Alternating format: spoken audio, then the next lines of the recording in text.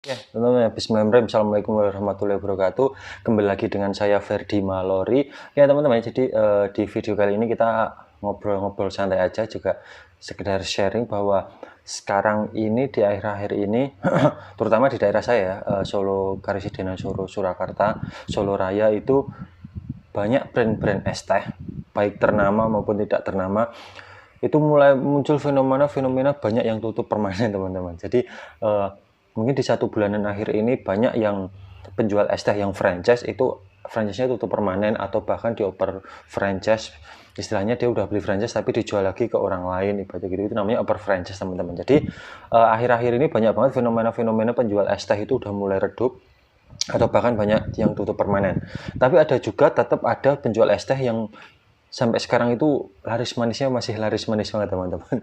Jadi emang ada fenomena yang banyak yang muncul bahwa pengusaha es teh banyak yang tutup, tapi ada juga fenomena di mana es teh ini yang ini tuh itu masih tetap ramai dari dulu sampai sekarang, teman-teman. Jadi kenapa sih kok fenomena-fenomena itu bisa muncul seperti yang banyak yang tutup tapi kok yang ramai tetap yang ramai? Nah, di sini saya mau jelasin coba fenomena penjual es teh yang tutup permanen ya, teman-teman. Itu jadi dia mungkin menurut saya pribadi ada 5 hal yang mengakibatkan bahwa si para penjual es teh yang tutup permanen itu kenapa, ibaratnya gitu. Jadi teman-teman di sini bisa belajar bahwa jangan sampai melakukan 5 hal ini sehingga nanti outlet es teh teman-teman juga ikut tutup permanen, tapi sebisa mungkin lakukan kebalikannya seperti yang saya jelaskan nanti. Jadi ketika melakukan kebalikannya, ya udah, nanti insya Allah es teh teman-teman, penjualan es teh teman-teman itu masih tetap laris dari dulu sampai sekarang, seperti itu ya, teman-teman. Jadi tanpa basa-basi kita langsung saja ke videonya aja. Oke, teman-teman, ya, jadi 5 hal yang menurut saya bisa bikin usaha teman-teman itu jual es tehnya tutup permanen, itu istilahnya tidak mampu bersaing di dunia per-es-tehan sekarang. Itu pasti yang pertama menurut saya adalah rasa yang tidak konsisten, teman-teman. Karena rasa yang tidak konsisten ini saya sering banget menemui di beberapa outlet, terutama yang baik franchise maupun brand sendiri. Dulu ketika saya beli itu rasanya enak, terus pahit, sepetnya dapat, terus leginya dapat, manisnya dapat, esnya pas. Cuman nggak tahu kenapa setiap saya beli itu rasanya kayak berubah-berubah gitu loh, teman-teman. Jadi bisa jadi si penjualnya itu emang masih meracik-meracik teh, atau raciannya tidak paten, atau mungkin dia pengen ganti resep agar untungnya dapat lebih banyak. Karena saya sempat menemui juga beberapa penjual es teh itu bahwa dia jualan es teh mungkin untungnya nggak seberapa, tapi dengan cara ingin dia mendapat untung yang mungkin lumayan, akhirnya dia merubah resep, merubah rasa, yang akhirnya itu sendiri adalah hal blunder yang dia lakukan, yang akhirnya dia sekarang tutup permanen, teman-teman. Karena dari awal saja dia udah enak, udah pas, terus udah rame, tapi menurut dia keuntungannya mepet. Ini udah dia malah membalikkan resep atau gimana-gimana, yang akhirnya es tehnya sekarang jadi nggak enak dan akhirnya tutup permanen. Jadi teman-teman, kalau emang teman-teman merasa penjualan es teh untungnya nggak seberapa, kalau teman-teman yakin produk es teh teman-teman enak, ya udah naikin harganya aja, nggak usah 3.000, 4.000, teman-teman. Jadi namanya bisnis, ketika teman-teman merasa keuntungan nggak dapat, ya jangan merubah resep, jangan merubah rasa atau merubah lainnya, tapi ya naikkan aja harganya. Itu yang pasti ketika produk teman emang benar-benar enak, walaupun harga naik 1.000 pasti tetap diterima sama pelanggan, teman-teman. Itu kesalahan yang pertama, teman-teman.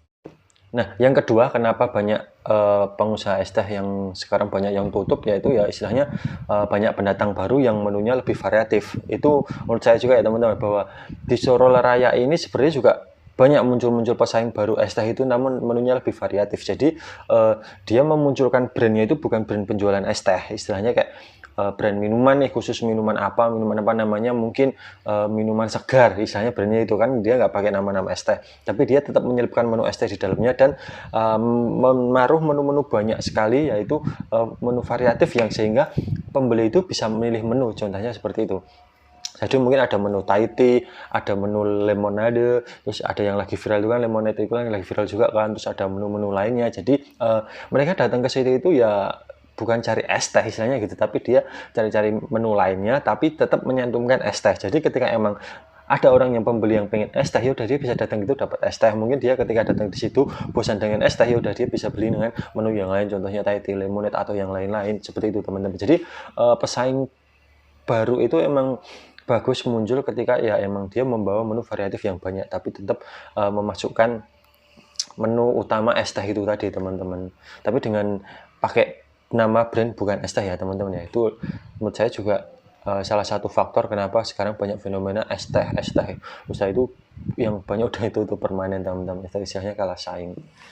Nah, terus hal yang ketiga, kenapa banyak pengusaha es teh yang akhirnya tutup permanen, saya ini juga sempat dapat cerita dari teman saya, yaitu adalah benefitnya kurang, istilahnya benefit yang didapat itu tidak sesuai yang dia keluarkan tenaganya. Contohnya dia tetap laku, jualannya tetap laku, tapi ya itu misalnya untungnya paling sebulan cuma 100, 200, 100, 200. Karena kan tahu sendiri es teh itu kan HPP-nya mepet, untungnya tipis. Jadi meskipun dia tetap laku, tapi kalau keuntungannya sebulan cuma 100, 200 kan yang penting kita cari kerja di luar kan, istilahnya kerja apa kayak yang pasti sebulan bisa dapat minimal 1 sampai 2 juta ibaratnya gitu, daripada usaha es teh tapi tetap laku tapi kok sebulan dapatnya cuma 100, 200, 100, 200, ya udah akhirnya tutup teman-teman. Jadi hal-hal tersebut menurut saya juga banyak yang ditemui di lapangan, bahwa penjual es teh itu sebenarnya tetap laku, dia tetap menjualin, cuman kan sebulan mungkin ya di bawah 500.000 lah ibaratnya gitu. Jadi kan dia nggak, istilahnya ya buat apa saya sebulan kerja, istilahnya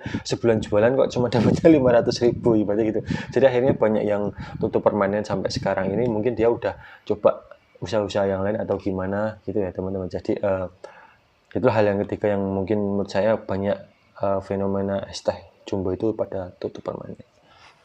Nah, terus yang keempat, tadi kan yang ketiga bahwa benefitnya kurang. Nah, terus yang keempat menurut saya emang mungkin di Solo Raya sendiri ini udah begitu banyak lowongan-lowongan yang dibuka ya teman-teman ya. Jadi mungkin para owner-owner dulu yang penjual-penjual es teh itu mungkin sekarang udah kerja di PT atau kerja ikut orang atau apa ya. Kenapa dia istilahnya kok malah kerja ikut orang padahal dia punya usaha? Ya itu tadi teman-teman yang nomor 3, karena benefitnya menurut dia kurang, bahwa sebulan kok dapatnya cuma 500.000 ke bawah. Nah itu kan lebih baik istilahnya dia ya udah daftar kerja, cari kerja di PT, di apa, ikut orang kan paling nggak gajinya 1 sampai 2 juta ya teman-teman. Jadi itu lebih menguntungkan daripada jualan es teh walaupun 1-2 but, tapi kalau keuntungannya tidak nyampe segitu ya capek doang yang didapat sih. Jadi menurut saya faktor-faktor fenomena itu ya terjadi ya karena itu mungkin ownernya udah dapat kerja di luar, terus akhirnya dia nggak sempat ngurus-ngurus usaha es tehnya tersebut, yang akhirnya dia lebih pilih tutup permanen daripada yang jualan nggak dapat apa-apa kan ibaratnya gitu, karena kebutuhan tetap mengalir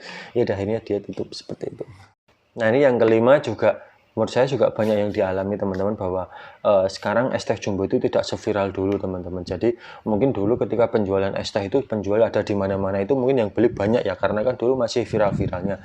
Cuman kan akhir-akhir ini mungkin es teh udah nggak seviral dulu, terus peminatnya juga udah nggak sebanyak dulu. Akhirnya ya yang beli es teh itu tetap para pecinta es teh aja, pelanggan-pelanggan tetap yang emang dia udah punya tempat langganan sendiri. Ketika dia pengen es teh dia belinya di mana ya, istilahnya seperti itu teman-teman. Jadi itu adalah hal-hal yang emang udah menjadi mindsetnya konsumen, bahwa ketika dia pengen es teh dia ngerasa enaknya di sana, terus sama penjualnya juga nyatunya di sana, ya udah akhirnya dia pergi ke sana teman-teman, ibaratnya seperti itu. Jadi menurut saya es teh emang sekarang udah nggak viral dulu, mungkin menunya gitu-gitu aja. Makanya teman-teman, untuk para teman-teman penjual es teh menurut saya bervariasi dalam menu teman-teman. Jadi tambahkan menu setiap bulan satu, itu nggak masalah teman-teman. Jadi contohnya kayak es lemonade itu kan gampang banget ya teman-teman ya. Ini saya kasih resepnya di sini aja, bahwa menu es lemon itu cukup 3 iris lemon, terus dikasih gula 300 gram atau 30 gram atau 30 mili, terus dikasih Sprite lemon. Sprite lemon itu nanti gambarnya seperti ini, tak kasih contoh Sprite lemon. Itu dikasih secukupnya aja, dikasih es batu. Itu di sini benar-benar lagi rame teman-teman es lemon itu, karena itu seger, ada rasa soda-sodanya sedikit, karena kan Sprite lemon itu tadi kan ada sodanya sedikit, terus ada aroma lemonnya, itu malah menurut saya lebih bisa menghilangkan haus daripada es teh teman-teman. Jadi karena cuaca panas seperti ini ya konsumen carinya emang yang benar-benar penghilang haus, bukan cuma sekedar penyeger doang. Kalau es teh kan menurut saya bukan penyeger doang. Jadi es lemon itu tadi menurut saya udah paling top untuk menghilangkan haus teman-teman. Jadi teman-teman para penjual es teh sekarang kalau bisa menu harus ditambah, lebih variatif, lebih banyak lagi nggak apa-apa. Kalau emang teman-teman bingung mau bikin menunya gimana-gimana, nah ini gabung aja di grup Ferdi Malori, istilahnya grup es teh, penjual es teh, para penjual es teh. Nanti di grup itu saya juga sering share menu tambahan untuk menu-menu tambahan penjualan es teh, mungkin es lemon nanti juga saya share di grup tersebut, atau nanti kedepannya saya share lagi, paling nggak sebulan 2 atau 3 menu saya share di grup tersebut. Jadi teman-teman yang kalau mau gabung di grup para penjual es teh itu nanti WhatsApp aja di admin di sini nomornya.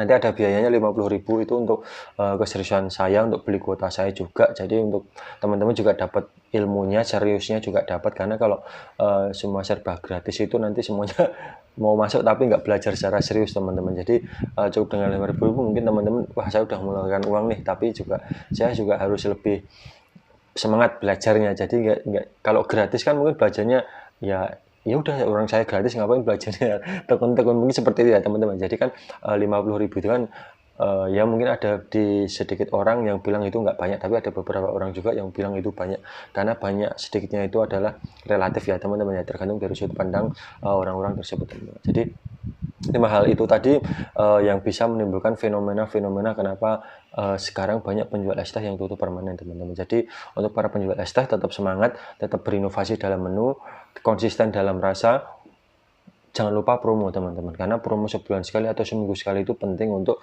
tetap ngekip pelanggan, bahwa kita udah punya pelanggan, ya udah kita kasih promo seminggu sekali apa, ya biar pelanggan kita itu nggak lari ke tempat yang lain, seperti itu teman-teman. Oke, jadi sekian video dari saya. Semoga teman-teman dapat mengambil ilmu dan manfaatnya dari video ini. Untuk pengembangan usaha es teh teman-teman, jangan lupa join di grup WhatsApp saya yang berbayar itu teman-teman. Terima kasih, sekian video dari saya. Assalamualaikum warahmatullahi wabarakatuh.